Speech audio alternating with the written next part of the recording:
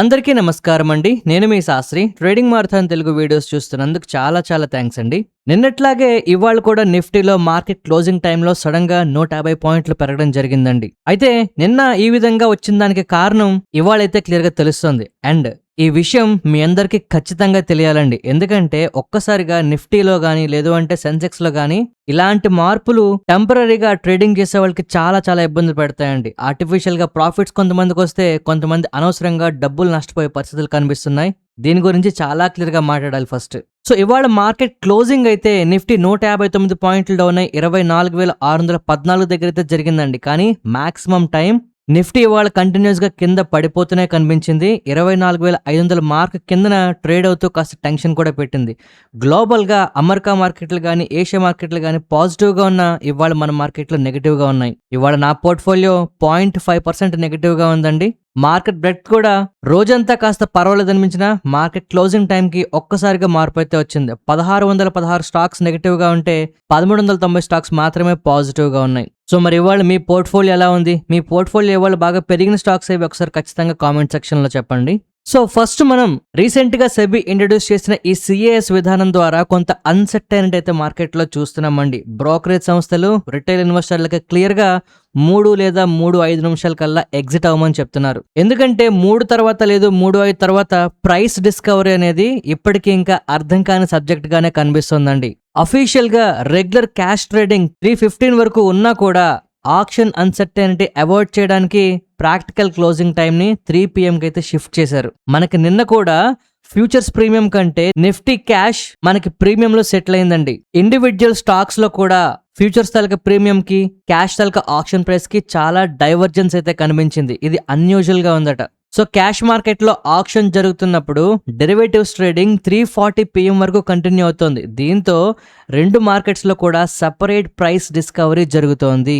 Actual గా ఈ confusion లేకుండా ఉండాలి అంటే, సెపరేట్ గా ప్రైస్ డిస్కవరీ జరగకుండా ఉండాలంటే మార్కెట్ లో లిక్విడిటీ అనేది ఉండాలి. ఇన్స్టిట్యూషన్స్ అవ్వచ్చు, ఆర్బిట్రాజర్స్ అవ్వచ్చు, లేదు అంటే మార్కెట్ మేకర్స్ అవ్వచ్చు, లిక్విడిటీ ప్రొవైడర్స్ అవ్వచ్చు, అందరి దగ్గర నుంచి సఫిషియెంట్ పార్టిసిపేషన్ అనేది కావాలండి. ప్రస్తుతానికి అది మార్కెట్ లో లేదు. సో కరెక్ట్ గా ఇదే విషయం మనకి నిన్న కూడా జరిగిందండి. మనకి నిఫ్టీ నిన్న 200 పాయింట్లు పైకి పెరిగింది, కానీ సెన్సెక్స్ అయితే పెరగలేదు. ఈవెన్ ఇవాళ కూడా అదే డైవర్జెన్స్ కంటిన్యూ అవుతోంది. మీరు గమనిస్తే నిఫ్టీ 0.64% మనకి కనిపిస్తుందండి ఇక్కడ ఇవాళ డే చేంజ్, కానీ సెన్సెక్స్ మాత్రం 0.27% కనిపిస్తుంది. గమనిస్తున్నారా? దీనికి గల ప్రధాన కారణం ఏంటి అంటే, నిన్నటి విషయం ఎగ్జాంపుల్ తీసుకొని చెప్దాం. నిన్న సేమ్ ఇలాంటి స్పైక్ మనకి నిఫ్టీలో వచ్చిందండి. ఇది బయింగ్ వల్ల రాలేదట. జనరల్ గా మార్కెట్ లో బయింగ్ జరిగితేనే లేదు సెల్లింగ్ జరిగితేనే ప్రైస్ అనేది పైకి కిందకి మూవ్ అవుతుంది. కానీ నిన్న మనకి క్లోజింగ్ టైంలో జరుగుతున్న ఆక్షన్ టైంలో ఇన్స్టిట్యూషనల్ బయర్స్ కి సెల్లర్స్ కి మధ్యలో ఇంబ్యాలెన్స్ చాలా ఎక్కువ వచ్చిందట. జనరల్ గా ఎక్కడైతే ఈక్విలిబ్రియం ప్రైస్ ఉంటుందో, ఎక్కువ బయర్స్ ఎక్కువ సెల్లర్స్ మ్యాచ్ అవుతారో ఆ ప్రైస్ కి మనకి క్లోజింగ్ తీసుకెళ్లి పెడతారండి. సో ఇక్కడ ఆ విధంగా జరగడం వల్ల ఇలాంటి స్పైక్ అయితే వస్తుంది. అయితే నిన్న కూడా గ్రాసిమ్ అవ్వచ్చు, యాక్సిస్ బ్యాంక్ అవ్వచ్చు, కోటక్ మహీంద్రా బ్యాంక్ అవ్వచ్చు, Asian paints, SBI, Tata steel ఇలాంటి పెద్ద వాటిల్లో క్లోజింగ్ టైంలో 1% అబోవ్ హయ్యర్ గా క్లోజ్ అయి సెటిల్ అయ్యాయట. గ్రాసిమ్ స్టాక్ తాలూకా ఆక్షన్ ప్రైస్ దాదాపు 3% ఎక్కువ వచ్చింది. హెవీ వెయిట్ ఇండెక్స్ కంట్రిబ్యూషన్ కారణంగా నిఫ్టీ ఆల్మోస్ట్ 200 పాయింట్లు పెరిగిపోయిందండి. అంటే మనకి జనరల్ గా క్లోజ్ అయ్యే ప్రైస్ కన్నా ఆక్షన్ టైంలో జరుగుతున్న ప్రైస్ డిస్కవరీ చాలా ఎక్కువలో జరుగుతుంది. అంటే రేపు పొద్దున్న ప్రైస్ డిస్కవరీ లేకపోతే ఇలాంటి ఫాల్స్ కూడా మనం ఖచ్చితంగా చూసేస్తాం. అయితే ఈ క్లోజింగ్ అనేది NSE లో ఎందుకు తేడాగా జరుగుతుంది, BSE లో ఎందుకు జరగట్లేదు అంటే, institutional cash market activity NSE లో కాన్సన్ట్రేట్ అయి ఉంటుంది. BSE క్యాష్ మార్కెట్ లో రిటైల్ పార్టిసిపేషన్ కాస్త ఎక్కువైతే ఉంటుందట. సో అంటే క్యాష్ మార్కెట్ సెటిల్మెంట్ లో నిఫ్టీ మనకి ఇన్స్టిట్యూషనల్ గా ఎక్కువగా ఉంటుంది, అది BSE లో రిటైలర్స్ ఎక్కువ ఉంటారట. NSE ఆక్షన్ లో ఇన్స్టిట్యూషనల్ సెల్లర్స్ తక్కువగా వచ్చారట. సో కంపల్సరీగా పర్చేస్ చేయాల్సిన long only institutions higher price కి యాక్సెప్ట్ చేయాల్సి అయితే వచ్చిందట. కానీ BSE లో ఈ ఇన్స్టిట్యూషనల్ ఇంబ్యాలెన్స్ కనబడలేదు, అందుకే సెన్సెక్స్ నార్మల్ గా ట్రేడ్ అయింది. సో క్యాష్ సెగ్మెంట్ లో వస్తున్న ఈ ఇంబ్యాలెన్స్ ద్వారా మనకి క్లియర్ గా ఇన్స్టిట్యూషనల్ పార్టిసిపేషన్ ఎక్కువ ఉండడం నిఫ్టీలో మనకి ప్రధానంగా మార్పు అయితే కనిపిస్తుంది. సో ఫర్దర్ గా పార్టిసిపేషన్ అనేది అందరి దగ్గర ఇంప్రూవ్ అయితే ప్రాబ్లం తక్కువ అవుతుందని భావిస్తున్నారండి. బట్ ఇండియన్ మార్కెట్ లో అటు ఇన్స్టిట్యూషనల్ దగ్గర నుంచి లేదు అంటే ఇటు మార్కెట్ ఆర్బిట్రేజ్ దగ్గర నుంచి అందరి దగ్గర నుంచి పార్టిసిపేషన్ రావడం అనేది కష్టమని చెప్పి చాలా మంది మాట్లాడుతున్నారు. బట్ వాట్ ఎవర్, BSE లో ఇంబ్యాలెన్స్ లేకపోవడం ఎన్ఎస్సిలో ఎస్పెషల్లీ ఇన్స్టిట్యూషనల్ లెవెల్లో మనకు బాగా కనపడడం ఈ ఇంబ్యాలెన్స్, ఇలాంటి ప్రైస్ హైక్స్ అయితే మనం చూస్తున్నాం. ఇక మన మార్కెట్ల విషయానికి వస్తే ఇవాళ ఇరాన్ టెన్షన్స్ తగ్గడంతో వాల్ స్ట్రీట్ లో భారీ ర్యాలీ కనబడిందండి. యుఎస్ మార్కెట్స్ ఆగస్ట్ మంత్ ని చాలా స్ట్రాంగ్ గా స్టార్ట్ చేశాయి. Dow Jones record closing high అయితే చేరింది. America president Donald Trump Iran తో డిస్కషన్స్ జరగచ్చని చెప్పడంతో యుఎస్ ఇరాన్ కాన్ఫ్లిక్ట్స్ డీఎస్కలేట్ అవుతాయనే ఆప్టిమిజం పెరిగిందండి. స్ట్రైట్ ఆఫ్ హోర్ముజ్ రీఓపెన్ చేయడానికి టాక్స్ జరుగుతాయని ట్రంప్ అయితే చెప్పాడు. కానీ ఇరాన్ మాత్రం డైరెక్ట్ నెగోషియేషన్స్ కావట్లేదని చెప్తోంది. సో ఈ డిఎస్కలేషన్ హోప్స్ తో క్రూడ్ ఆయిల్ ప్రైసెస్ దాదాపు 5% అయితే పడిపోయండి. ఆయిల్ ప్రైసెస్ తగ్గడంతో ఇన్ఫ్లేషన్ ఫియర్స్ కాస్త కూల్ ఆఫ్ అయ్యాయి. దీనివల్లే అమెరికా మార్కెట్లు బాగా పాజిటివ్ గా ఉన్నాయి. తద్వారా ఏషియన్ మార్కెట్లు కూడా కొంతవరకు ఫాలో అవ్వగలిసాయి. అయితే ఇక్కడ మెయిన్ ఇష్యూ ఏంటి అంటే క్రూడ్ తో పాటు యుఎస్ ట్రెజరీ ఈల్డ్స్ కూడా తగ్గడం ఈక్విటీ మార్కెట్స్ కి చాలా చాలా పాజిటివ్ గా మారిందండి. ఇక్కడ దీన్ని మనం ఇష్యూ కింద ఎందుకన్నాను అంటే బాండ్ ఈల్డ్స్ అనేవి మనకి తగ్గడం ప్రారంభమైతే పర్వాలేదండి. ఇవి కనుక పెరిగితే చాలా పెద్ద డేంజర్ అయితే అవ్వబోతోంది. దీనివల్లే మార్కెట్లు కాస్త మిక్స్డ్ గా ఉన్నాయి. అంత పాజిటివ్ గా ఉన్న అమెరికా మార్కెట్లు ఏషియన్ మార్కెట్లకు వచ్చేసరికి మిక్స్డ్ గా ఉన్నాయి. మన ఇండియన్ మార్కెట్లు నెగిటివ్ గా మారిపోయాయి. సో యుఎస్ యూరోపియన్ మార్కెట్స్ లో వచ్చిన పాజిటివ్ మూమెంటం ఏషియన్ మార్కెట్లు ఫాలో చేశాయి కానీ ర్యాలీని అగ్రెసివ్ గా తీసుకురాలేపాయి. యుఎస్ ఇరాన్ టాక్స్ లో మనకి కాంట్రాడిక్టరీ స్టేట్మెంట్స్ కనబడడం అండ్ జపాన్ తాలూకా కరెన్సీని కాస్త అడ్జస్ట్ చేయడానికి అమెరికా దగ్గరుండి ప్రయత్నాలు జరపడం మనకు మార్కెట్లో కొంత మిక్స్డ్ సెంటిమెంట్ అయితే వస్తుందండి. మనం నిన్న వీడియోలో ఏం చెప్పామండి, అమెరికా ఇప్పుడు జపాన్ కరెన్సీని కాపాడలేకపోతే యుఎస్ బాండ్స్ జపాన్ అమ్మేస్తుంది వాళ్ళ కరెన్సీని సెట్ చేసుకోవడానికి. అది అమెరికా తాలూకా బాండ్స్ కి చాలా ఇబ్బందికర పరిస్థితి. వాళ్ళకి ఇబ్బంది వస్తే ప్రపంచం అంతా ఇబ్బంది వస్తుంది. ఇప్పుడు అమెరికా వాళ్ళ ఇల్లు కాపాడుకోకపోతే మిగిలిన అందరి ఇళ్ళు కాలిపోయే ప్రమాదం అయితే వస్తుందండి. సో అందువల్ల అమెరికా కంపల్సరిగా జపాన్ విషయంలో తలదూరుస్తుంది. సో జపాన్ కరెన్సీ కలా వీక్ అయిపోతూ పరిస్థితి ఎలా మారిపోతుంది అంటే జపాన్ గవర్నమెంట్ వాళ్ళ తాలూకా బాండ్స్ లో కూడా ఇన్స్టెబిలిటీ వచ్చేస్తుందేమో అని చెప్పి భయపడుతోంది. అందువల్లే కరెన్సీని కాస్త స్ట్రాంగ్ చేయడానికి వడ్డీ రేట్లు పెంచుతోందండి. ఈ విధంగా వడ్డీ రేట్లు పెంచడం ఏంటంటే గడిచిన కొన్ని సంవత్సరాలుగా జపాన్ నుంచి అప్పు తీసుకొని ఇన్వెస్ట్ చేసిన వాళ్ళందరూ కూడా ఇప్పుడు వడ్డీ ఎక్కువ కట్టాల్సి వస్తుంది. ఇప్పుడు సడన్ గా ఒక్కసారిగా వడ్డీ ఎక్కడి నుంచి తెచ్చి కడతారు? అందువల్ల మార్కెట్లో పెట్టిన డబ్బులన్నీ తీసేసి అప్పులన్నీ తిరిగి తీర్చేస్తున్నారు. సో దీనివల్ల మార్కెట్లో లిక్విడిటీ వెళ్ళిపోతుందండి. ఈ విధంగా మార్కెట్ నుంచి డబ్బులు బయటకు వెళ్ళిపోవడం ప్రపంచ మార్కెట్లకి నెగిటివ్. అంటే ఇక్కడ మనం అర్థం చేసుకోవాల్సింది ఏంటి, జపాన్ లో వడ్డీ రేట్లు 0 కనుక ప్రపంచవ్యాప్తంగా అందరూ జపాన్ దగ్గర నుంచి అప్పులు తెచ్చుకొని మార్కెట్లో ఇన్వెస్ట్మెంట్ చేస్తారు ఇంతవరకు. ఇప్పుడు సడన్ గా జపాన్ వడ్డీ రేట్లు పెంచడంతో తెచ్చుకున్న అప్పులకి వడ్డీలు కట్టాల్సి వస్తుంది. ఆ వడ్డీలు కట్టలేక మార్కెట్లో పెట్టిన డబ్బుల్ని వెనక్కి ఇచ్చేస్తున్నారు. అప్పు తెచ్చినవన్నీ అప్పు తీర్చేస్తున్నారు. ఈ విధంగా ఒక్కసారిగా మార్కెట్ నుంచి డబ్బులు వెళ్ళిపోవడం మార్కెట్లను కుదిపేస్తుంటే వడ్డీ రేట్లు పెంచడం ఏంటి అంటే అమెరికా బాండ్స్ ని ఓవరాల్ గా బాండ్ ఈల్డ్స్ ని మనకి పెరిగే ప్రమాదానికి తీసుకొస్తుంది. సో ఎంత అవునన్నా కాదన్నా ఈ విషయం చాలా జాగ్రత్తగా గమనించాలండి. ఇప్పుడు అమెరికా పరిస్థితి ఎలా అయిందంటే జపాన్ ఒక్కటే కాదు, అటు చైనా అవ్వచ్చు, ఇప్పుడు సౌదీ అరేబియా అవ్వచ్చు, మిగిలిన దేశాలన్నీ కూడా మీ బాండ్స్ అమ్మేస్తామని చెప్పి బెదిరిస్తున్నాయి అమెరికాని. సో అప్పులు కాదండి, గవర్నమెంట్ షట్ డౌన్ కాదండి, ఏఐ బూమ్ కాదు, రెసిషన్ కాదు, ఇప్పుడు మరో కొత్త తలనొప్పి అమెరికాకు వచ్చి చేరింది, అదే బాండ్ సెల్లింగ్. ఇది చాలా జాగ్రత్తగా మనం ఫాలోఅప్ చేయాలండి. అమెరికా వాళ్ళ తాలూకా కరెన్సీ ఆధిపత్యాన్ని కాపాడుకోవడానికి ఫర్దర్ గా ఎలాంటి పనులు చేస్తుందో మనం తప్పకుండా ట్రాక్ చేయాలి. సో ఇప్పుడు మనం ఆర్బీఐ గురించి మాట్లాడుకోవాలండి. ఆర్బీఐ ఫర్దర్ గా వడ్డీ రేట్లు పెంచకపోవచ్చు, కానీ ఫ్యూచర్ మీద ఖచ్చితంగా క్లారిటీ ఇవ్వాలని చెప్పి మార్కెట్లు అందరూ అడుగుతున్నారు. ఎందుకంటే ఆర్బీఐ మార్కెట్లని కాస్త ఇబ్బంది పెట్టే ప్రయత్నం అయితే చేయకపోవచ్చండి, కానీ నెక్స్ట్ ఏం చేస్తుంది అనే క్లారిటీ ఇవ్వకుండా కన్ఫ్యూజన్ లో మాత్రం ఉంచకూడదు. ఇప్పటికి నేను కొన్ని 100 సార్లు చెప్పుంటానండి, మీరు వినే ఉంటారు.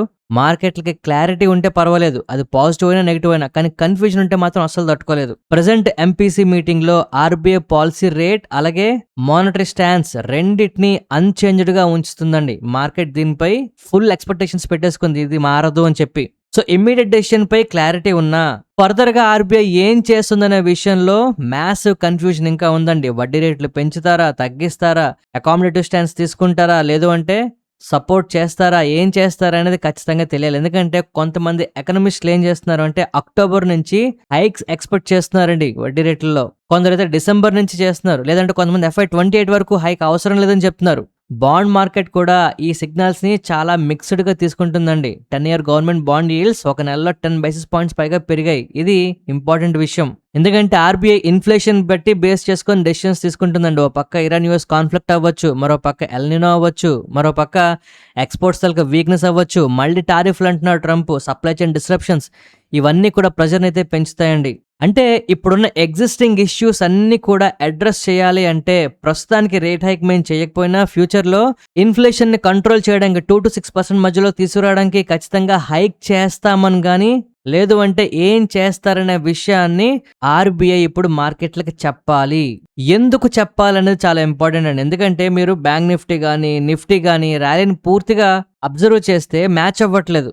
Fixed income players, financial institutions చాలా కాషియస్ గా ఉన్నారండి. ఇంట్రెస్ట్ రేట్లు తగ్గిస్తే ఎకానమీ ఆటోమేటిక్ గా గ్రో అవుతుందనే ఆర్గ్యుమెంట్ మిగిలిన విషయాల్ని బ్యాలెన్స్ చేయలేకపోతుంది. ఎస్పెషల్లీ గ్లోబల్ గా ఉన్న టెన్షన్స్ తో ఇప్పుడు కనుక ఆర్బీఐ వడ్డీ రేట్లు పెంచింది అనుకోండి, అదో రకమైన తలనొప్పిగా మారబోతుంది.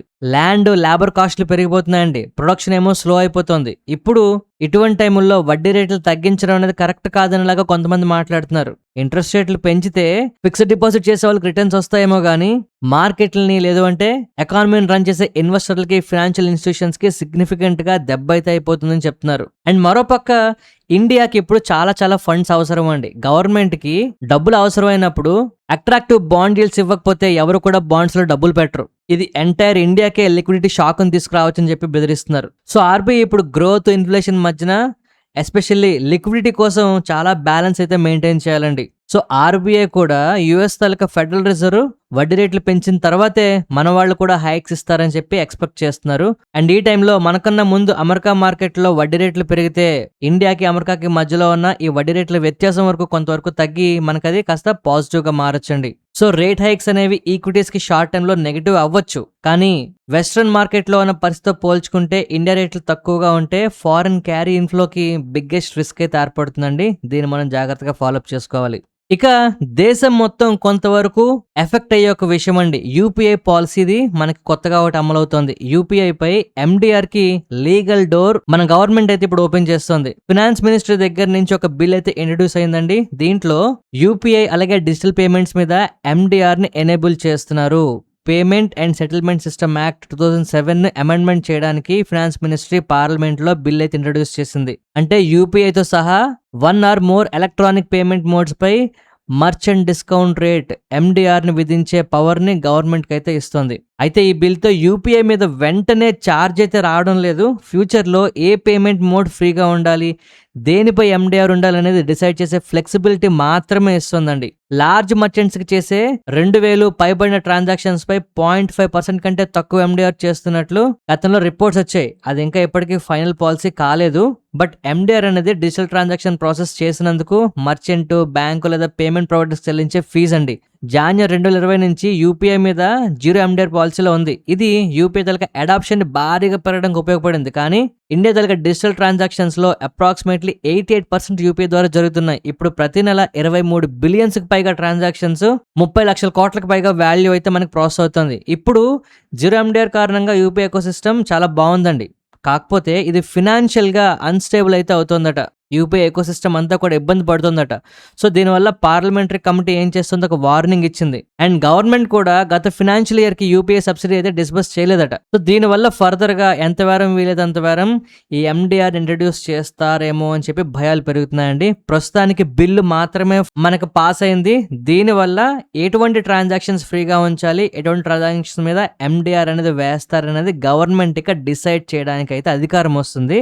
వీళ్ళు ఫర్దర్ గా ఏం చేస్తారనేది మనం ఫాలోఅప్ చేయాలి. ఓకేనా? సో ఒక విషయం అయితే చాలా క్లియర్, పర్మనెంట్ గా ఈ 0 ఎండిఆర్ గ్యారంటీని రిమూవ్ చేసేస్తున్నారు. ఇక మీదట కంపల్సరిగా యూపీఐ 100% ఫ్రీగా ఉండకపోవచ్చు. ఫ్యూచర్ లో సెలెక్ట్ ట్రాన్సాక్షన్స్ మీద లేదంటే లార్జ్ మర్చెంట్స్ మీద చార్జెస్ వచ్చే పాసిబిలిటీ కంపల్సరిగా ఓపెన్ అయిందండి. అది మర్చెంట్ మీద వేసినా తిరిగి యూజర్స్ కే వాళ్ళు ఇచ్చేస్తారండి. కంపల్సరిగా దీన్ని మనం యూపీఐ విషయంలో ఎంతవరకు ఫ్రీగా ఉన్న ఈ పాలసీ పోయిందని చెప్పుకోవచ్చు. సో యూపీఐ ట్రాన్సాక్షన్స్ మీద ఇక అంతా ఫ్రీ కాదు, ఫ్యూచర్ లో కొంత ప్రైస్ మనం పే చేయాల్సి ఉండొచ్చు. ఇప్పుడు మార్కెట్ లో ఉండే మోస్ట్ ఇంపార్టెంట్ స్టాక్ అప్డేట్స్ గురించి మాట్లాడుకుందామండి. ఫస్ట్ జిఎన్జి ఎలక్ట్రానిక్స్ గురించి మాట్లాడుకోవాలి. ఒక్క మాటలో చెప్పాలి అంటే 2026 ఫిబ్రవరి దగ్గర నుంచి వెనుతిరిగి చూడకుండా పెరుగుతున్న స్టాక్స్ లో ఇదొకటండి. 250 రూపాయల నుంచి 600 వరకు కూడా పెరిగిపోయింది. కానీ ఇప్పుడు కంటిన్యూస్ గా కిందకైతే వస్తుంది. రీసెంట్ గా రెవెన్యూస్ 32% ఇయర్ పెరిగింది. ఎబిడ్డా అయితే 54% పెరిగింది. ప్రాఫిట్ ఆఫ్టర్ ట్యాక్స్ 56% పెరిగింది. అయినా కూడా ఈ స్టాక్ మనకి నెగటివ్ గా మారుతుంది. గ్రాస్ మార్జిన్స్ అయితే ఇంతకుముందు 21.4% ఉంటే ఇప్పుడు 24.6%కి పెరిగిందండి. ఎబిటా మార్జిన్ సుమారు 12%కి ఇంప్రూవ్ అయ్యాయి.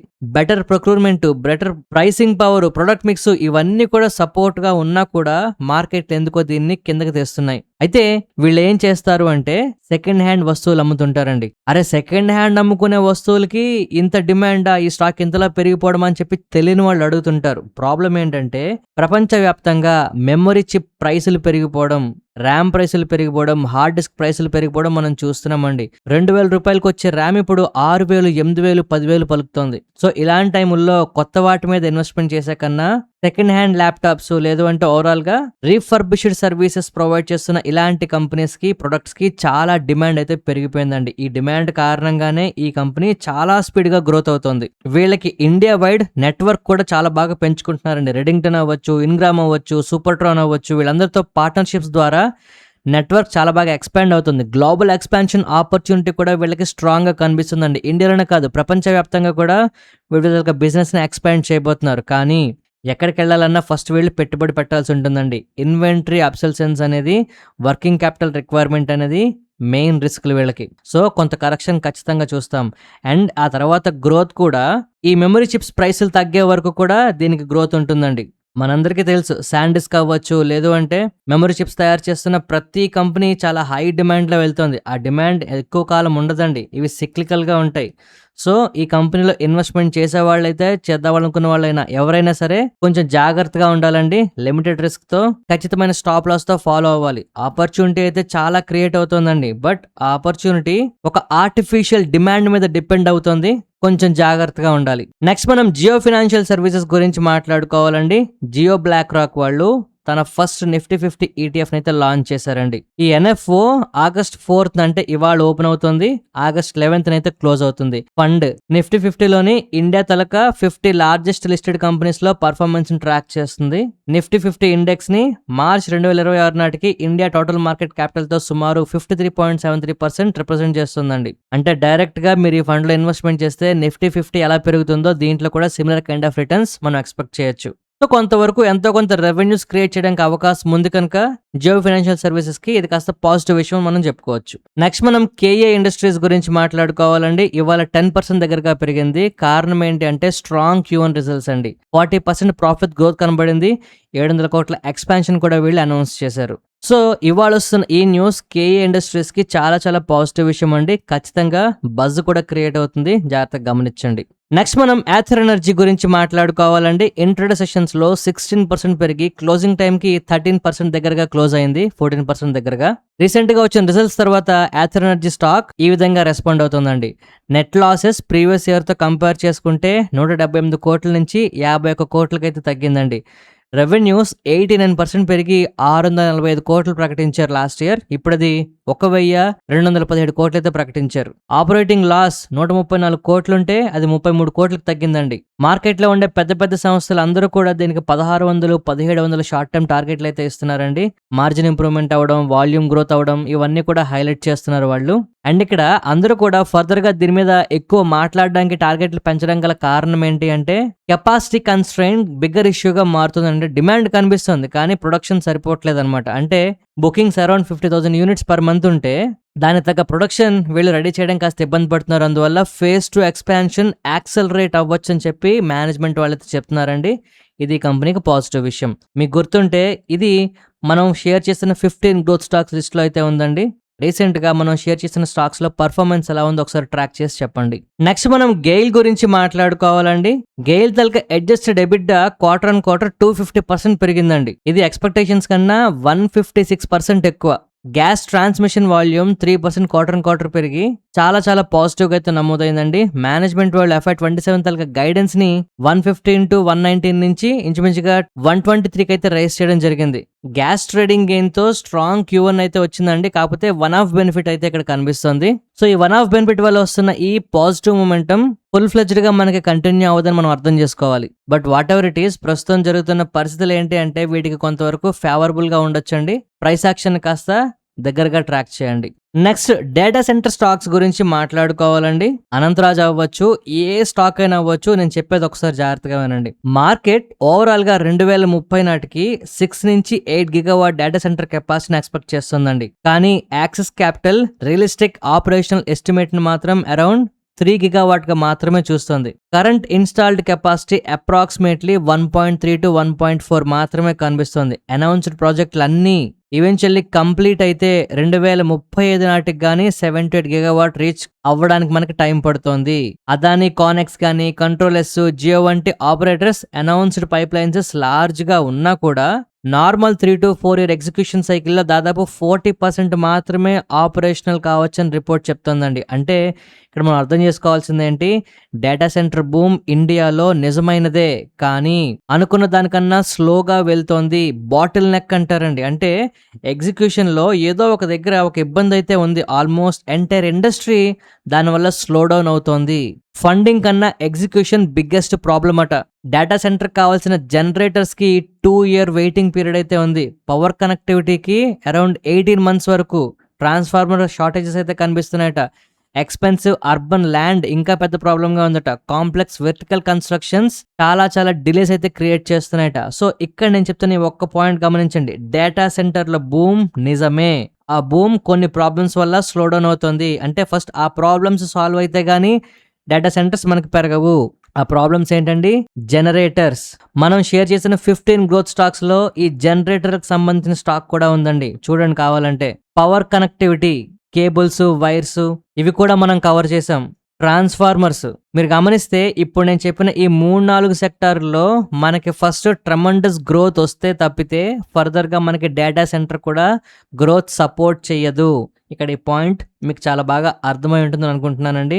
సో వీటి వల్ల ఫర్దర్ గా ABB, Siemens, Hitachi energy, CG power, Cummins, L and T, cooling and electrical equipment companies ని చాలా బాగా ఈ ట్రెండ్ అయితే పట్టుకుంటుంది. ఒక్కసారి జాగ్రత్తగా గమనించండి.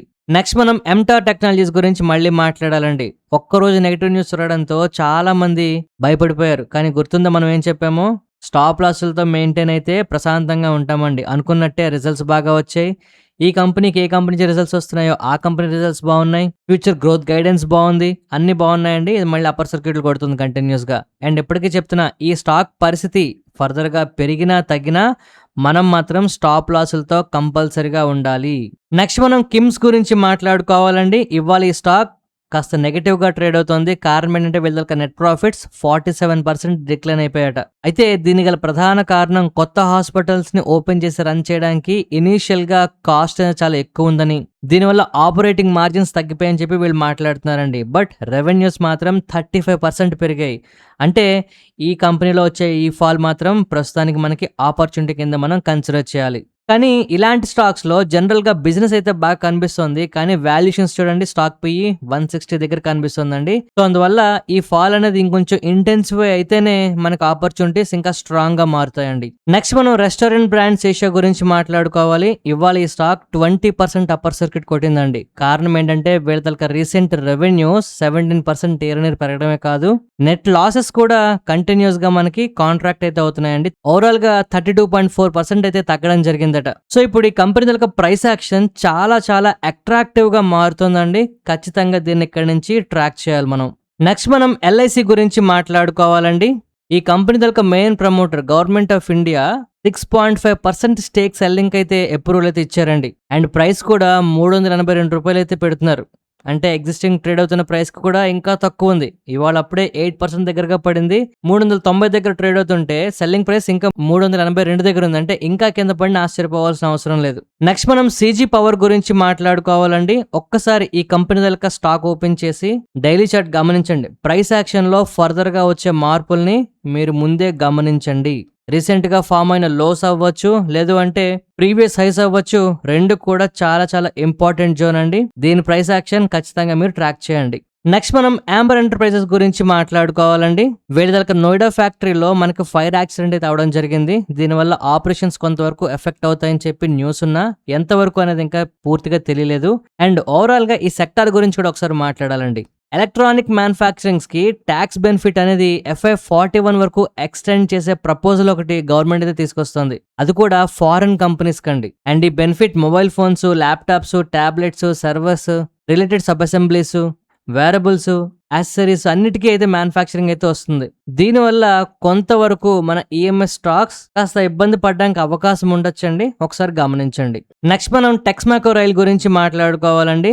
నెట్ ప్రాఫిట్ 66% పెరిగిందండి, అయినా కూడా ఈ స్టాక్ కింద పడిపోతుంది. కారణం ఏంటంటే ప్రాఫిట్ గ్రోత్ వచ్చినా కూడా కోర్ ఆపరేటింగ్ నంబర్స్ వీక్ గా ఉన్నాయట. ఇది మార్కెట్ ని క్లియర్ గా డిసప్పాయింట్ చేస్తున్న అంశం అండి. సో దీనివల్ల కంపెనీ తాలూకా ఎబిడ్డా 19.6% తగ్గి ఇంతకు ముందు 71 crores ఉంటే ఇప్పుడు అది 57 crores కింద నమోదైందండి. దీనివల్ల ఈ కంపెనీ ఇవాళ మనకి నెగిటివ్ గా ఉంది. ఇప్పుడు మనం నిఫ్టీ 50 గురించి మాట్లాడదామండి. సో ఇవాళ ప్రైస్ యాక్షన్ అబ్జర్వ్ చేస్తే క్లియర్ గా మనకు ఒక లెవెల్ అయితే ఇంపార్టెంట్ అర్థమవుతుందండి, అదే 24,450. సో రౌండ్ ఫిగర్ ఎవరైనా తీసుకోవచ్చు, 24,500 అండి. సో ఈ జోన్ మీదన రేపు కూడా ప్రైస్ డిస్కవరీ కంప్లీట్ గా నార్మల్ గా ఉండి సస్టైన్ అయితే పర్వాలేదండి, లేదంటే మాత్రం సెల్లింగ్ ప్రెషర్ కంటిన్యూ అవుతుంది.